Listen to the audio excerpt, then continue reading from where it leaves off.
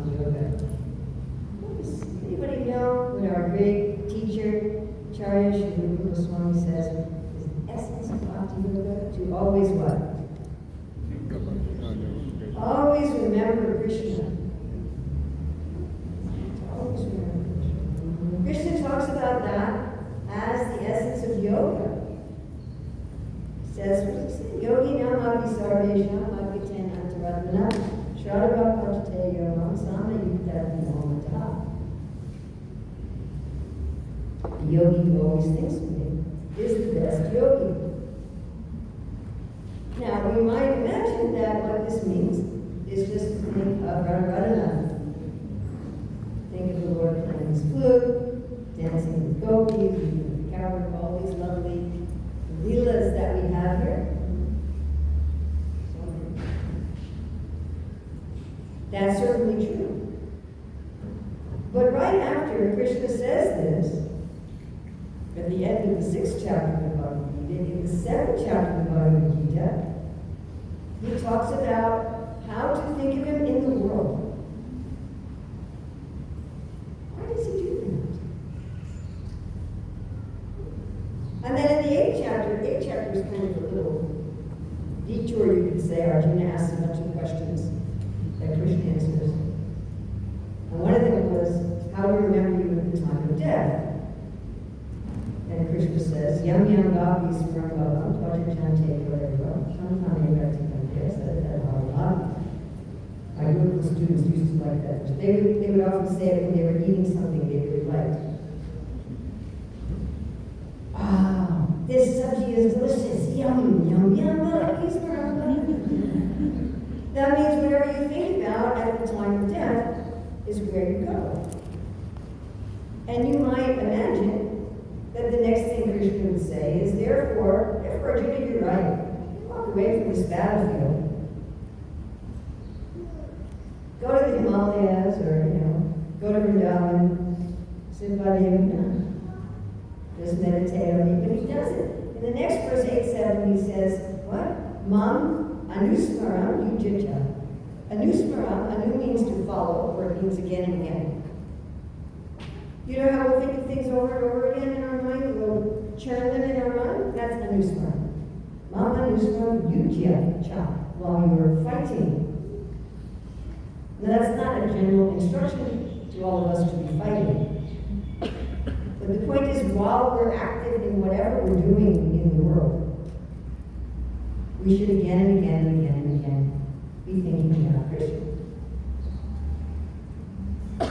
And then as Krishna finishes in the 8th chapter responding to Arjuna's questions, he goes back to his points from the 7th chapter, and so there in the 9th chapter, again he starts reiterating the same thing. How we can find him in the world.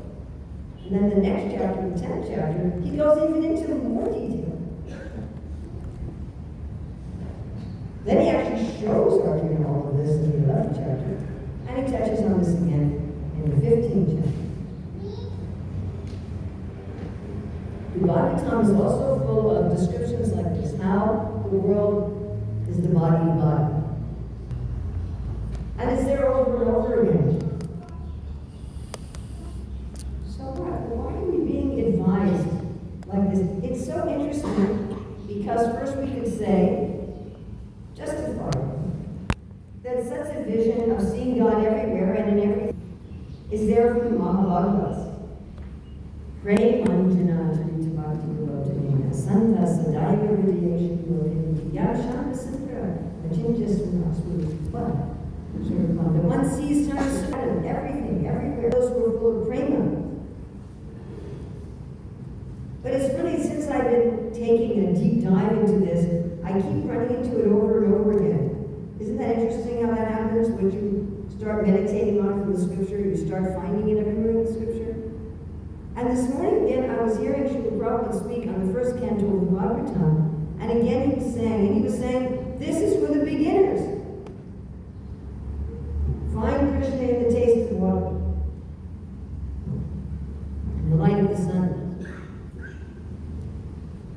So this is both the natural vision of the advanced practitioners of yoga, and is the practice for the beginner practitioners.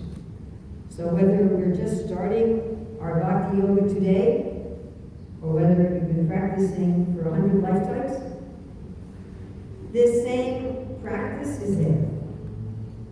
Why? Because we're living in the world, we're interacting in the world.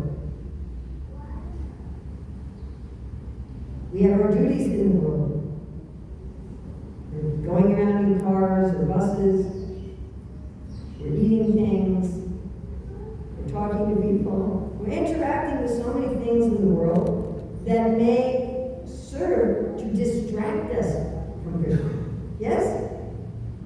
But instead, if we were to see all of those interactions, all of those people, things, activities as Krishna, then everything in the world is going to act as what's called udipana, or an impetus to remember Krishna.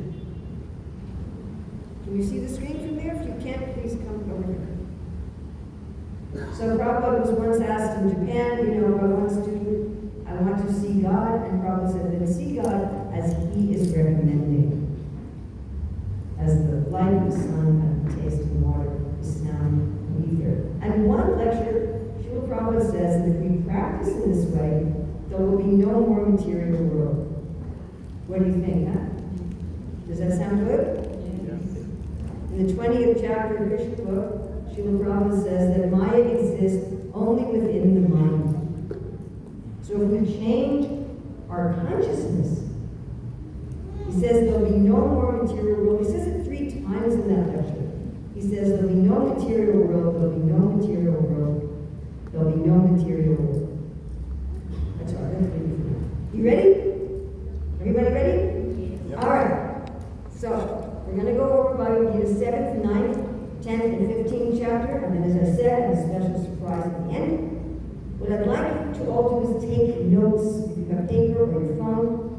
And I'd like, as we're going through these, to pick 1, 2, or 3 of them that really strike you. Oh, this is something I can do. This is something I can meditate on this week. To pick 1, 2, or 3 of them that you really want to meditate on this week. And at the end of the class, I'm going to ask, after the surprise, I'm going to ask for people to volunteer to name what they're going to meditate on. All right? Clear? Everybody ready? All right. I'm going to start with chapter 7. So can you see? Can you see? All the way in the back. Can you see? Sorry for the size of the screen. But it's really a good, clear picture. So small but good is better than big and bad. So here Krishna says that he is Om. This is something that Krishna says 3 times.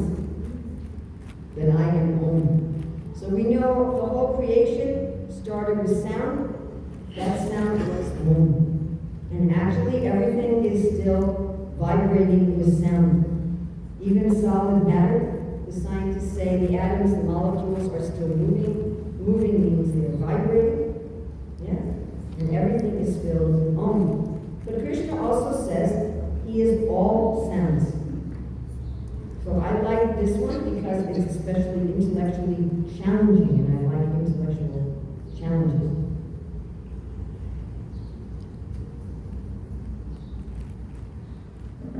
Many traffic, chairs, how are those Christian?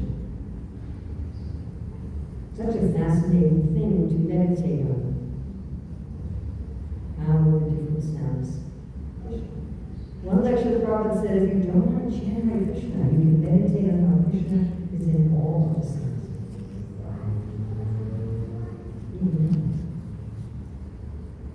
I am the seed. This is also something Krishna says 3 times. Of course, bhakti is compared to a seed that the guru plants in the heart, and by hearing and chanting, the watering process of hearing and chanting, it finally comes to have flowers and fruits of love and flows with the Lord. Righteous romance. When you see husband and wife who are loving and caring, as Prabhupada says, reciprocation of service service and love.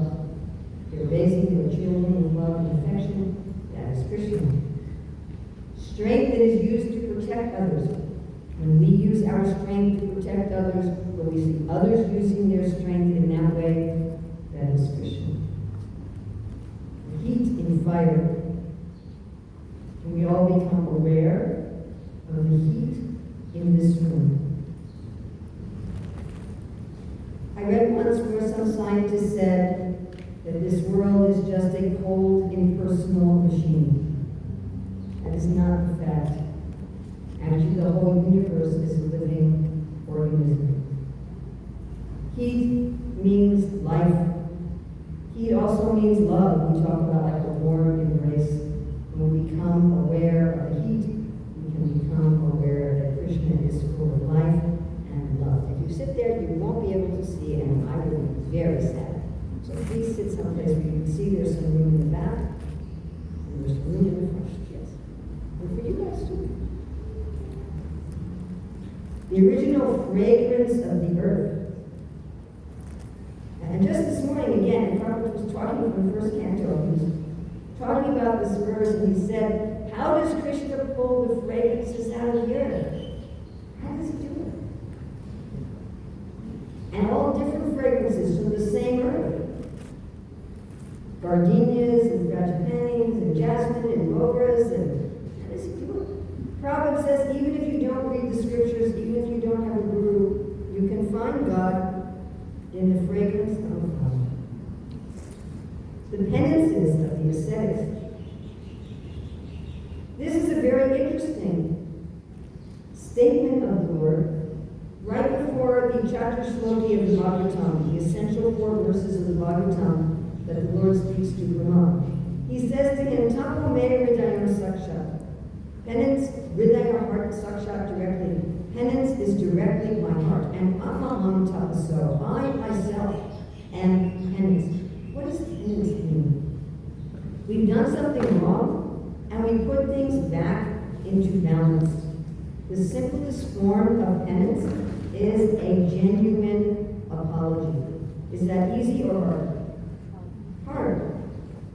Right? Sometimes people give these sort of wishy-washy apologies. Well, I'm sorry if you're offended. A real apology means we're chipping away at the false ego, putting things back into balance, and that is Krishna, the life of all that lives. When we stop and become aware of our sense of being alive, that sense of aliveness, I'm alive. And now to become aware that all the other people in this room also have the sense of aliveness. The birds outside, trees, the grass, the insects, they all have a sense of aliveness. The world is full of aliveness, and that is the intelligence of the intelligent. So we all have some intelligence, and you know what it feels like when we do something smart, right? You do something smart, and you go, whoa, that was smart. That's Krishna. Prowess, that means skilled strength. The light of the sun. This is something Krishna says 3 times. Can we become aware of the sunlight in this room? Even though the sun is so far away, without practically no artificial lights on here, and still the room is full of light. And generally we take this for granted. Oh yeah, there's sunlight. The sun allows us to engage in all of our activities. It eradicates our ignorance, gives us surety, gives us courage, because it's Krishna. And the light of the moon. Today is the day of the full moon. This morning, I got enough to my light for the full moon day. And of course, the Lord is often compared to the moon, the lotus feet of Lord Nityananda, are compared to Koti Chandra Shishitala, are compared to millions and millions of cooling moons. And ability. This is a great one.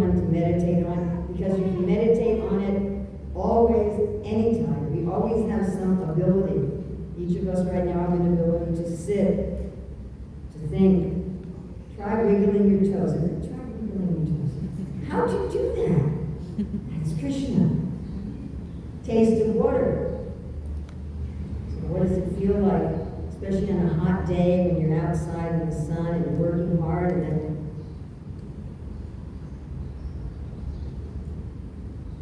actually Prabhupada says this is a taste of anything.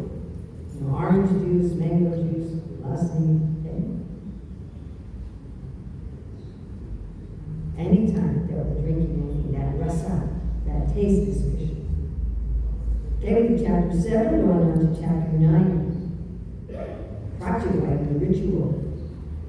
So of course, in our practice of bhakti yoga, there's so many rituals. Even in daily life, there's rituals. Right? When I visit our older son, when we're washing the dishes, putting them away, so the plates go over here and the cups go over here. Then when I visit our younger son and we're putting away the dishes, the plates go over here, the cups go over here. Right? That's a different ritual. Because they have different desires. And all the rituals that we do are also the Lord's desires, and the Lord's desires and the Lord are the same. And the yajna. Yajna means a ceremony of connection. A ceremony of connection with the divine. So even to connect to another person, you have to do a ceremony. Like if I want to connect to my daughter, I have to do a ceremony. I have to get out my phone, it has to be charged, it has to be on a network, I have to put in the right number. If I'm one number wrong, it's not going to work. I have to make sure the timing's right. Right now she's 7 hours earlier than I am, so I've always got to check the time. Not call her right, we're talking about that, right? Yeah. Your son's on the west coast, the Pacific coast of America. So, you got to make sure you don't call them at 1 o'clock in the morning their time, or else they'll go, why are you doing calling me? So there's ways that Krishna wants us to connect with him. And these ceremonies of connection, again, indicating the Lord's desire, are the same as Krishna. The offering to the ancestors. Krishna wants us to respect our family elders and our valuable family traditions. And the healing herb. We all know what it's like to feel sick, and you take some medicine. Even modern pharmaceuticals are derived from plants, where they synthesize chemicals from plants, and you take some medicine and it feels so much better. That is because the potency of the medicine, actually the medicine itself, is Krishna. And the transcendental chant, so Krishna is all sounds, certainly he is the sound of his name. And not only the ritual and the ceremony, but all the ingredients of the yajnas, that is Krishna, and the Father. So, every religion says that God is a Supreme Father. So all of us here have a Father. I hope we have a good relationship with our Father. Many of you are fathers. Every day we have contact with so many fathers. If you take the ideal father, someone who's responsible, who's caring, who provides for their children's education and protection and security and fun, right? And their spiritual life, and you magnify that hundreds and hundreds of times, some idea of what a father is Krishna. But he also says that he's the mother. So we grow outside the body of our mother, right? Our body is produced from her body. Similarly, our body is produced from the body of God. And we're nourished by the body of our mother. Actually, everything that nourishes us in this world, the Bible says all the vegetation of the hair on his body. And just like a mother will love the child, even if the child goes bad, isn't it? Child's a criminal, they're in jail, the mother still has affection for the child. So even when we make mistakes, even when we mess up, Krishna, just like a caring mother, always has affection for us. And the support. So what supports us? We'll say our job, how do you support yourself? You usually mean your job. When you think of the physical support of the building, or maybe on an emotional level, social level, our friends, our family, our community. But can all of those break? Can they break? Yeah. Oh yes. But Krishna never breaks. He's always there as our support. And the grandfather, Prabhupada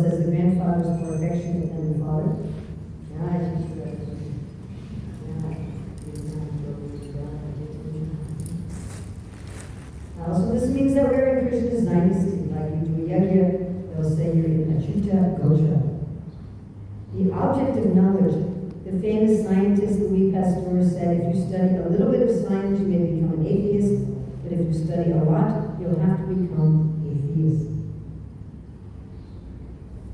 And purifier. We do so many things to become purified.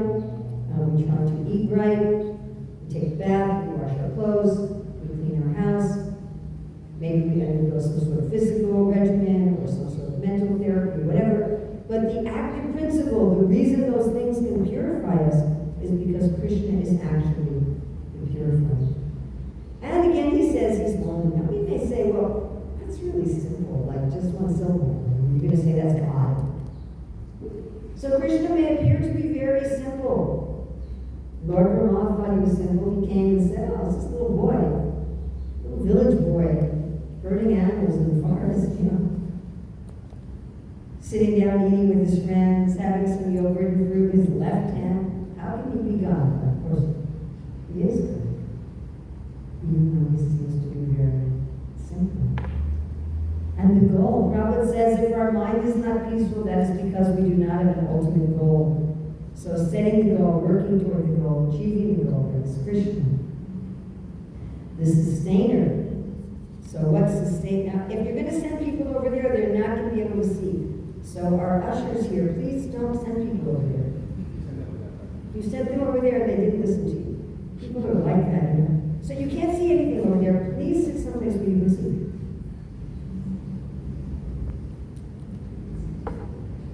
Please move. You see the screens here? If you can't see the screen, that you're missing like at least 50%. There's no way you can see the screen just because you moved over a few centimeters. Yes, me too. Yeah, there you go. All right, so what sustains us? The air, the temperature, water, food, our interests in life, our friends in life. But actually, it's really Krishna's energy working through all of those to sustain us. So I'm the master. So this is not very popular in 2024, is it? Nobody wants a master. No one tells their kids, I hope you grow up to be a good servant.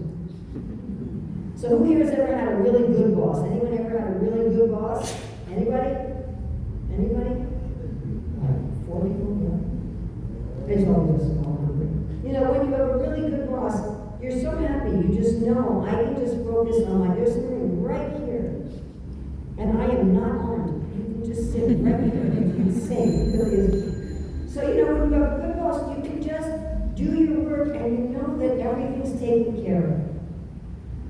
So it's a nice story I was reading from this one very famous Christian writer. He said he and his wife and their 2 young children were going for a car ride. And they put their kids in the car seat, and they first stop at a grocery store, and the wife gets out, buys some things. Then they stop at a petrol station, and he gets out, fills up the car with fuel. Then they stop at a friend's house, the wife gets out, gives something to a friend.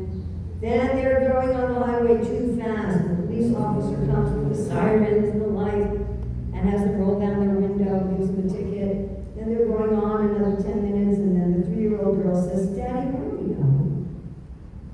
And he thought, for the last 45 minutes, she's just been quiet, happy in the car.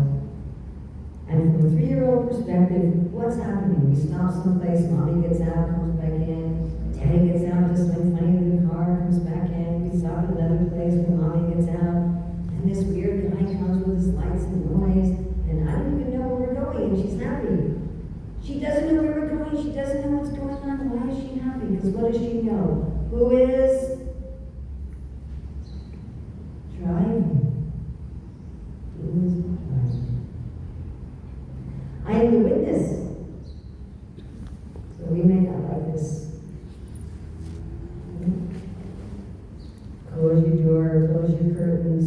Nobody can see what you're doing, but Krishna can see. I can't get away. But no, it's not. You can do an experiment. So this evening, go to someone who loves you, someone who genuinely loves you, and say, can I talk to you for 2 hours about everything I did today? Yeah, but Krishna really cares. Krishna cares about everything we think, everything we feel, everything we desire, not just today, but from the beginning of time. And I need you something to remember every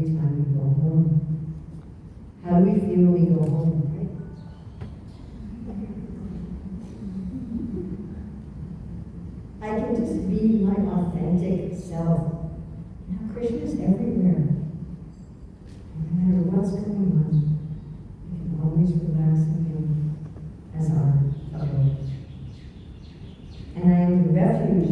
Several places, one of them is in Bhagavatam 3:17. There's several places where Srila Prabhupada says, the Lord is like an umbrella from the rain or the sun of Maya, illusion. Whenever you get up an umbrella for the rain or for the sun, or you go into a shelter on a hot day or a rainy day, and always remember Krishna is the refuge. And the most dear friend. So I hope all of us have at least one friend. No? Good friend? What's a good friend? Someone with whom you feel a sense of equality, someone where you do fun things together. They're there for you when you need it, you're there for them. You have an understanding with each other. If you take that feeling of friendship and you can expand it out to infinity, it will give us some idea of how much friendship we have. Suridam, and this dear friend, Krishna. Creation and annihilation. So we're very fascinated with both of these because they're Krishna. Just like little children, you know, they build things out of blocks, and then what do? They knock them over. So there's people on the internet who actually pay their bills by knocking over blocks. Did you know that? They have their YouTube channel, and they build these structures out of blocks, and then like dominoes, they hit one, and they collapse, and they monetize these videos. That's how they pay their bills. Because we're so fascinated by both creation and annihilation, because it's Krishna. And the basis of everything. Secularism means when we describe the story of our life or the story of the world without reference to God. But actually underlying our joys, our sorrows, our victories, our defeats, everything in life, our lessons, our joy, our anger, everything underlying all of those is Krishna. And I am the resting place. I really like getting the pictures from the sun. This is something I think about every time I go to bed at night. Or even if, you just rest for a while somewhere, or a place of mental rest and peace. Krishna is that resting place. And again, he says he's the seed. So we eat so many seeds, right? The majority of human beings have seeds as their staple food. Rice, wheat, barley, oats, even our beans, our legumes, a lot of our spices. So I think today they're going to be serving a feast, right? They're going to be serving a feast today? Are there going to be any seeds? Yep. Yeah. So at the feast we can meditate. These seeds, the power-packed nutrition of the planet, that is Krishna. I give heat. When we're cooking, the heat actually makes the molecules of the food dance. That's why when you hang your clothes out in the sun, they get dry. Because the heat makes the water molecules dance off the clothes. And in cooking, the molecules are dancing, and the food's flavor is revealed, and the juices, right, come out of the food. So when we go in front of Radharani, we also start to dance, and our heart melts, and our real flavor comes out. And withhold and send forth the rain. When I was about 10 years old, I was in the car, and it was only raining on our side of the street. I remember this as clear as if it happened yesterday. It was so amazing, like right down that line in the center of the road. On our side it was raining, the other side it wasn't. And I never thought of that before, that, rain has to end somewhere. So when our oldest son was about a year and a half old, so we were living in a temple ashram, and there was a sink in the corridor, and sometimes he would take a container and he'd go over the sink. And he'd wait till one of the ladies came by and would say, water? And so they would give him water. And then what does a 1-year-old child do with water? And then what do they do after it's on the floor? And so the ladies would come up to me and say, why are you giving your son water? I said, I'm not giving him water, you're giving him water. They said when he comes up, you go, so sometimes Krishna turns on the tap, and sometimes he turns it off. Immortality and death. And generally, we're very afraid of death. Why? Because we've invested so much in the temporary things of this world related to this body. We used to do a philosophical drama in the early days of the movement called The Wrong Bank Account. You know, if you know someone's bank account numbers, you can put money into their account. You know that, right? You can't take money out, you put it in. So we had this man that every time he got paid, he put money into the bank, but then when he went to retire, there was nothing there because he put it into the wrong account. So if we're putting our energy, our emotional energy, our intellectual energy, physical energy, everything into this body, this mind, our family, our friends in this world, our career, our networks, our talents, thinking this is me, how am I going to take this is me, this is mine. At the time of death, we're going to make a withdrawal. There won't be anything there because we will have put it into the wrong account. And therefore, death is frightening. But if we see that death is Krishna, and everything we've been doing in this world, we've been putting into that account, Krishna, I'm brushing my teeth for you. I'm taking care of my child for you. I'm doing this job for you. Then death is like the cat picking up the little kitten, as opposed to the cat picking up the rat. Now, Krishna is not only death, but he's immortality. We don't die. And beyond death, we live forever. And both death and living forever is Krishna. So we went through the 7th and the 9th chapter. Now we're going to look at the 10th. The beginning, the middle, and the end of all beings, our childhood, our middle age, our old age. Again, he says, is the light of the sun. Do you know that everything in this world is a transformation of sunlight? The plants grab sunlight through photosynthesis, make it into food, we eat the plants. Or even people who are meat eaters, they're eating animals that are eating the plants. We're just transformed sunlight, which is Krishna. Among the stars, I am the moon.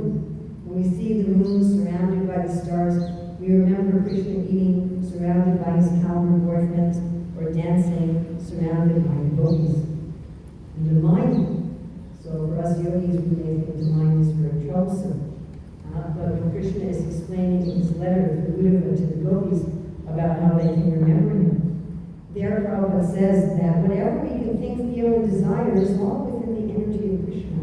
And when we realize that, we can realize how all the activities of the mind can be Krishnized. And even that, those sounds are all Krishna. And the living force, consciousness. Can we all become aware that we are aware? Become aware of our awareness. We are aware of where our shoulders are. We are aware of where our toes are. Even if we close our eyes, we're aware of the space in front of us, on either side of our shoulders, and behind us. We are full of awareness. And everyone else in this room is also full of awareness. That bird singing is full of awareness. This whole world is full of awareness, and that is Krishna. Of all the Rudras, I am Lord Shiva. It's funny, this one was here, probably talk about this as well.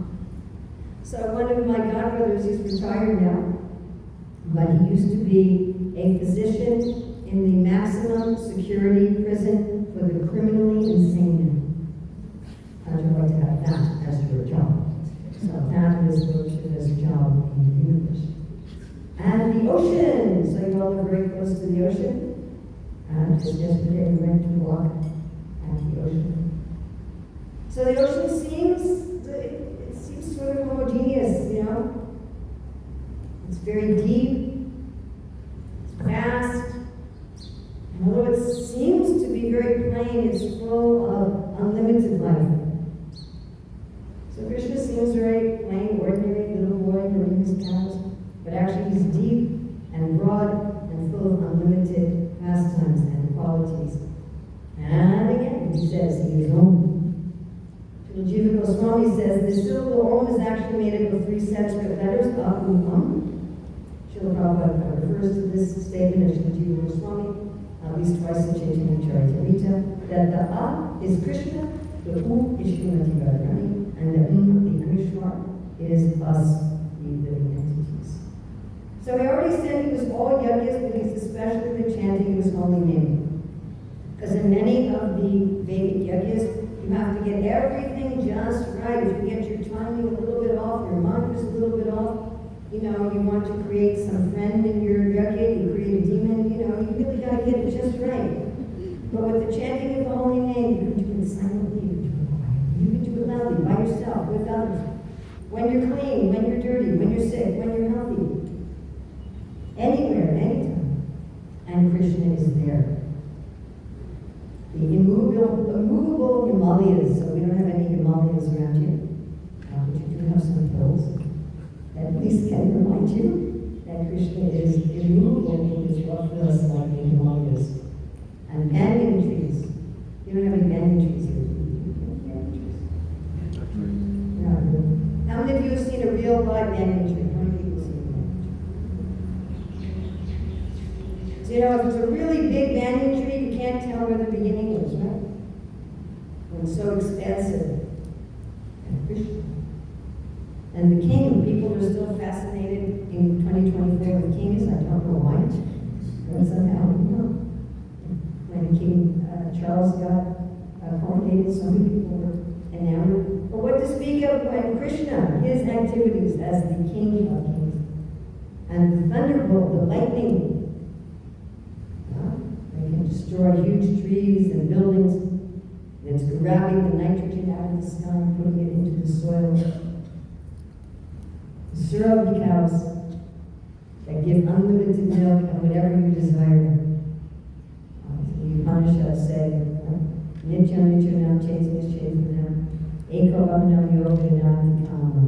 That Krishna has been fulfilling the desires of everyone since the beginning of time.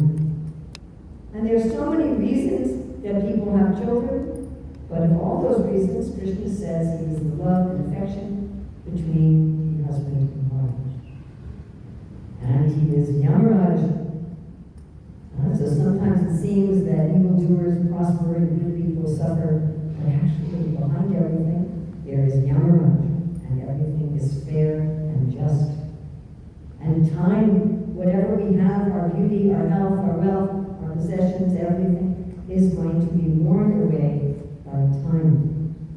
But if I'm connecting everything with Krishna now, and now, and now, and now, and now, and now, and now, I will not be disturbed by this wearing away of time. The lion, and when he roars, the other animals run away, like when Krishna speaks in the Bhagavad Gita, the demons and the atheists run away. And the wind. It's so nice to have this breeze in this room, isn't it? One of the nice features of this room. And whenever you have enough breeze, everything stays fresh. Right? It's only when like your room's been closed up for a while that it gets old and musty. And the wind purifies everything. Parasuram, who gets rid of corruption in government, whenever we see people purifying leadership in government, we remember Parasuram. And of the fish, he is the makara, so we don't usually see makaras. And there's no English translation for this word. Srila Prabhupada would usually translate it as shark. Sometimes he would translate it as dolphin. And sometimes as crocodile, that create pieces of deep.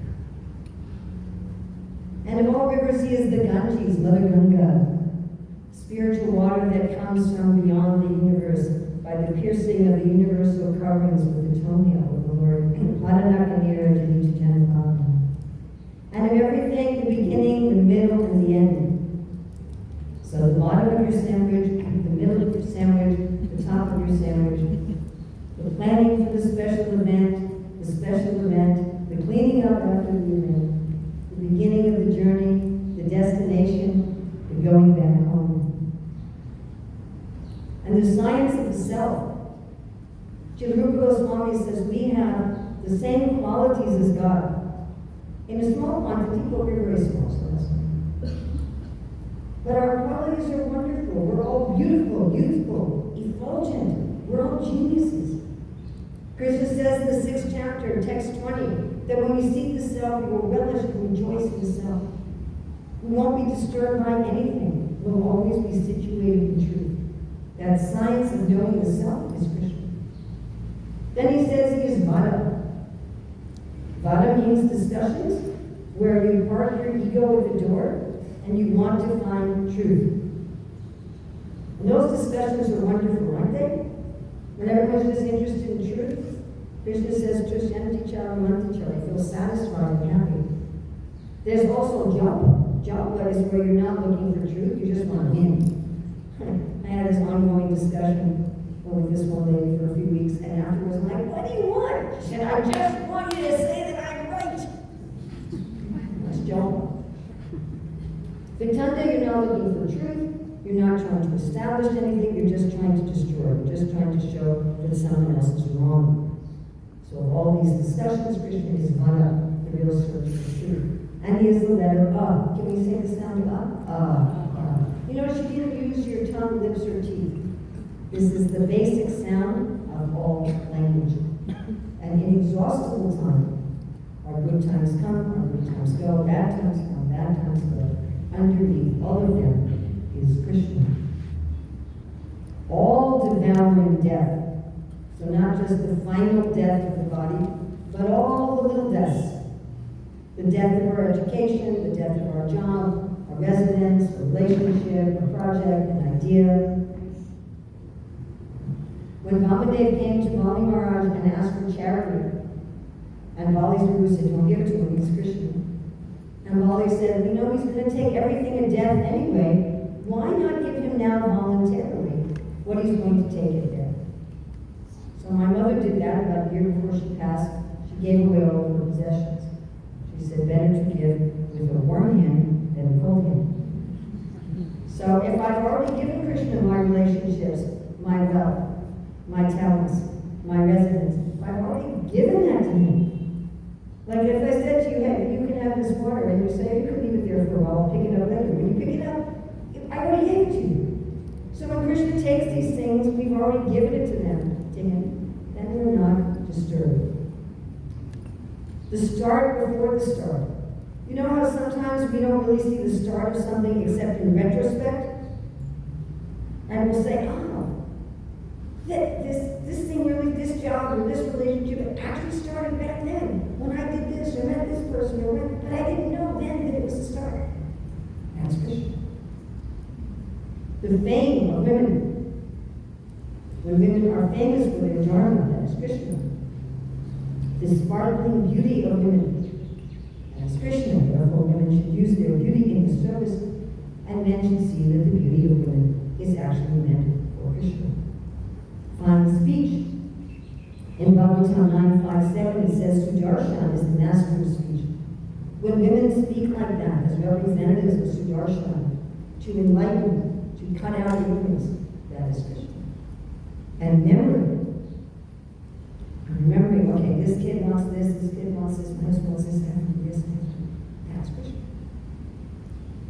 And Meda, or intelligence. So what's the verse about Lord Chaitanya with the word Meda? Yes, the Meda Saha. Anyone who has good intelligence, they will join the Sankirtan party of Lord Chaitanya. The Prabhupada says in the 3rd verse of teachings of Queen Kunti, that sociologically speaking, generally women outnumber men in religious ceremonies. That is certainly true today. It's like 2-1. That isn't always true when I give this presentation, but it's certainly true. Prabhupada said that is because it is the natural intelligence of women to surrender to the Lord.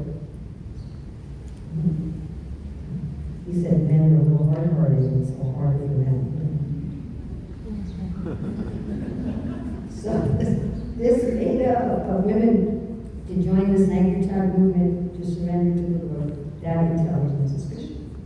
The steadfastness when women are chaste and faithful and fixed in their vows, that is Krishna. And then patience.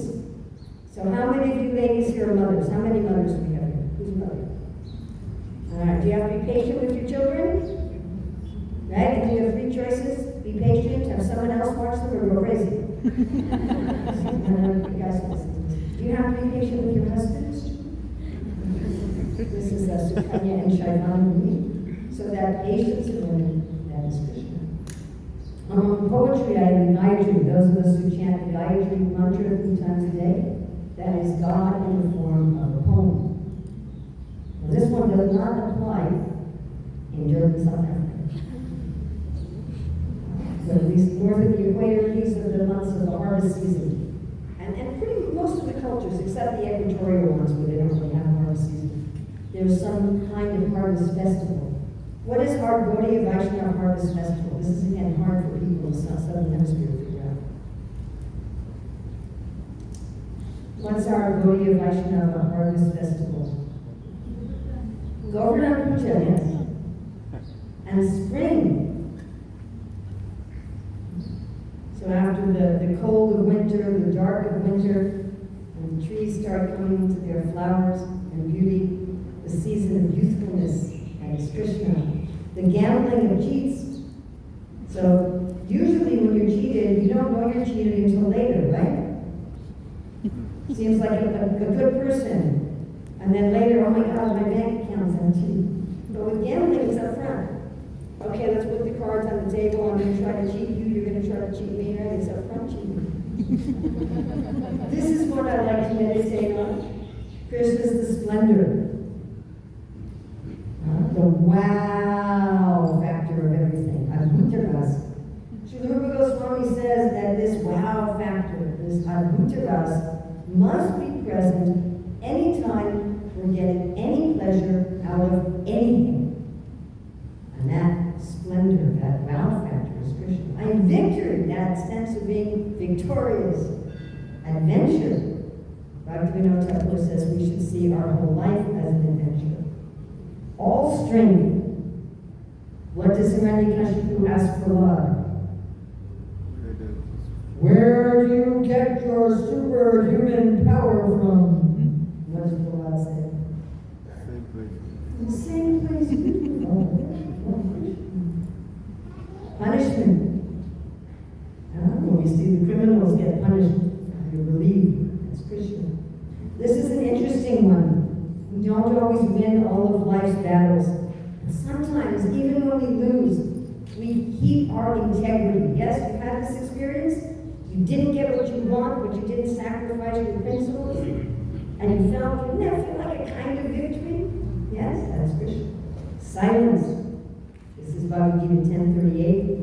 Prabhupada says, among the confidential activities of hearing, thinking, and meditating, silence is most important because by silence one can make progress very easily. Our wisdom, our realization, and all seeds, not just the seeds like rice and wheat, but the seeds of our relationships, our projects, our ideas, that's Krishna. I love to meditate on this one. There's so many beautiful, wonderful things in this world. And we meditate, oh, wow, that's amazing. But all of that together is only a spark of how amazing is Krishna. So we looked at the 7th, 9th, 10th chapter. There's a few from chapter 15. The splendor of the sun. The glory of sunrise, sunset, full moon. The splendor of the moon, reflecting on the water like diamonds, looking like a pearl in the sky. The splendor of fire, how we like to watch fire dance. The pilot of the planet, usually when we're in a moving vehicle, we feel it moving, but somehow the earth moves without us feeling it. The different flavors of the vegetables that come from the moonshine. Fire of digestion, this is a really nice one to meditate on. Right? So my eater yesterday was rice. How did that happen? How did broccoli turn into my nose? How does he do that? How does Krishna do that as the fire of digestion? And he joins with the prana to move the food from our mouth to our esophagus, to our stomach, to our small intestine, throughout all of our blood vessels. So now we're at Bhagavad Gita chapter 15, verse 15. So this is Bhagavad Gita 15:15. And the Sanskrit is Sarvasya Jaham Riddhi Sandhi Visto Matasmatya Jnanam Apohanam Cha. I give remembrance, knowledge, and forgetfulness. So this was a favorite verse in our family. Whenever anybody would lose anything, we'd say, well, just chant 15:15. So, you know, Mata, I can't find my other sock. Well, just chant 15:15. Sarvasya Jaham Riddhi Sandhi Visto Matasmatya Jnanam Apohanam Cha. I found it. So once when I was traveling, a friend came up to me and said, Ramil, I can't find my phone. I said, well, just chant 15:15. So she starts walking around and saying, 15:15, 15:15. And she's watching, I sometimes she Okay, so I told you I had a special treat. So I'm sorry, it's going to go.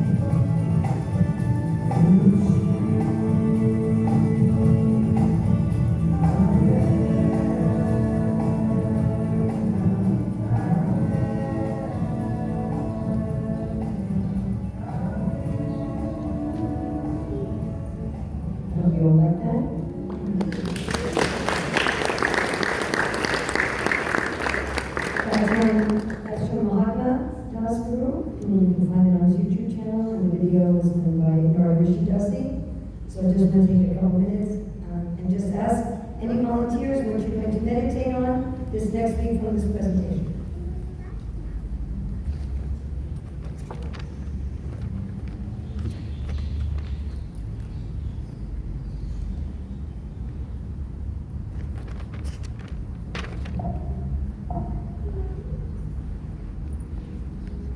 Ability and math. Ability, okay, great. Someone else? Water. Water. Someone else? Yes.